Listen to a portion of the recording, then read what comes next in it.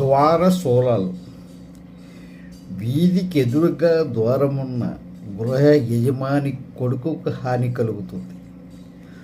ద్వారము ఎదురుగా నుయ్యి ఉంటే ఇంటిలోని వారికి పిచ్చెక్కినట్లు ఉంటుంది.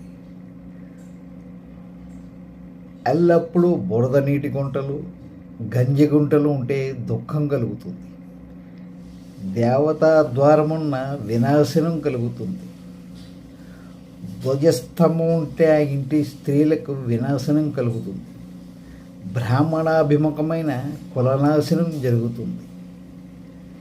వీధికి ఎదురుగా ద్వారం ఉన్నను ఆ వీధికి అడ్డముగా మరొక వీధి వచ్చిందని దోషం లేదని కొందరు అంటున్నారు. ఇది ఎంత మాత్రమూ యథార్థం కాదు. కానీ అనుభవించిన తర్వాత ఈ దోష ప్రభావం తెలుస్తుంది. అర్థమైంది అనుకుంటానండి. వీధికి ఎదురుగా ఉన్న ద్వారం ఉంటే కనుక గృహ యజమాని కొడుక్కి హాని కలుగుతుందండి.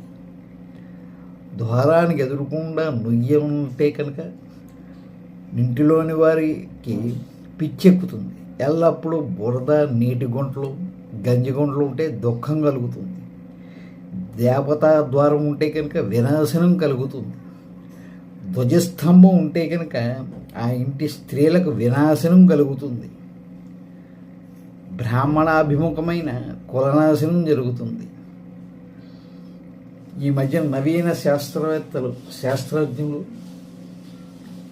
ఒక వీధి ఎదురుగా ద్వారం ఉన్నను ఆ వీధికి అడ్డంగా మరొక వీధి వస్తే కనుక దోషం లేదని కొందరు చెప్తున్నారు. కానీ అనుభవాన్ని బట్టి చూస్తూ ఉంటే కనుక దోషము ఉంటుంది, ఉండి తీరుతుంది కూడా. ఏమిటంటే దోషం లేదని వెప్పుకి చెప్తున్నారు అనిపిస్తుంది. అలాగే ద్వారాలు, ఒక ద్వారం ఉంటే శుభకరంగా ఉంటుంది, 2 ద్వారాలు ఉంటే శ్రేష్టంగా ఉంటుంది, 3 ద్వారాలు ఉంటే మరణం కలిగిస్తుంది, 4 ద్వారాలు ఉంటే శుభదాయకం, 5 ద్వారాలు ఉంటే పత్రనాశనం, 6 ద్వారాలు ఉంటే పుత్ర లాభం కలుగుతుంది, 7 ద్వారాలు ఉంటే కనుక గృహ నాశనం కలుగుతుంది, 8 ద్వారాలు ఉంటే కనుక సంపదను కూరుస్తుంది, 9 ద్వారాలు ఉంటే కనుక కీర్తి నశింపజేస్తుంది, 10 ద్వారాలు ఉంటే కనుక కులక్షయం కలుగుతుంది, 11 ద్వారాలు ఉంటే భార్య వ్యభిచారిణి అవుతుంది, 12 ద్వారాలు ఉంటే కనుక ధన పుత్ర లాభం కలుగుతుంది, 13 ద్వారాలు ఉంటే మరణ భయం కలుగుతుంది, 14 ద్వారాలు ఉంటే సర్వ సంపత్తులు